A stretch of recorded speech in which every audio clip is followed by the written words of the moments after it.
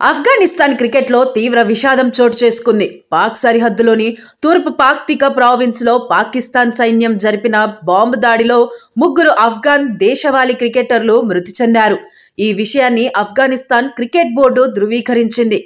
Afghan cricket board ప్రకారం ఆటగాళ్లు తూర్పు పాక్టికా ప్రావిన్స్లోని ఉర్గున్ నుండి షరానాకు ప్రయాణిస్తుండగా ఈ ఘటన జరిగింది. మృతి చెందిన క్రికెటర్లను కబీర్, సిబాహతుల్లా, హరూన్గా గుర్తించారు. ఓ ఫ్రెండ్లీ మ్యాచ్ ఆడి తిరిగి వస్తుండగా పాక్ సైన్యం క్రూరత్వానికి వారు బలైపోయారు. ఈ దాడిలో క్రికెటర్లతో పాటు మరో 5 ఆఫ్ఘాన్ పౌరులు కూడా ప్రాణాలు విడిచారు. ఈ నేపథ్యంలో ఆఫ్ఘాన్ క్రికెట్ కీలక నిర్ణయం తీసుకుంది. ఈ దాడి కారణంగా నవంబర్లో శ్రీలంక, పాకిస్తాన్తో జరగాల్సిన ట్రై సిరీస్ నుంచి ఆఫ్ఘనిస్తాన్ తప్పుకొంది. ఈ హృదయ విదారక ఘటనలో ఉర్గున్ జిల్లాకు చెందిన మా 3 ఆటగాళ్లు కబీర్, సిబాహతుల్లా, హరూన్లను కోల్పోయామని ఆఫ్ఘాన్ క్రికెట్ బోర్డు ప్రకటించింది.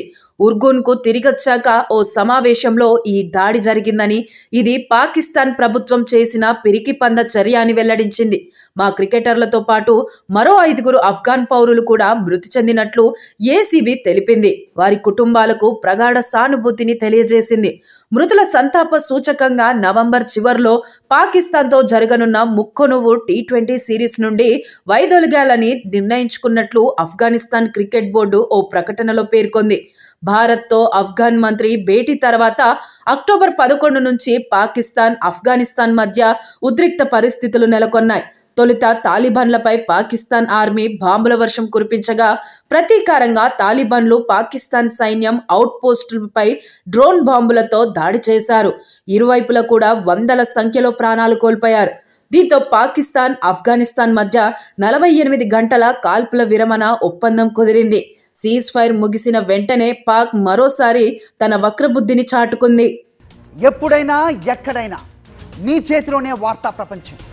మీ మొబైల్లో, మీ కంప్యూటర్లో, మీ టీవీలో సాక్షి టీవీ డిజిటల్ ప్రసారాల కోసం లాగిన్ అవ్వండి.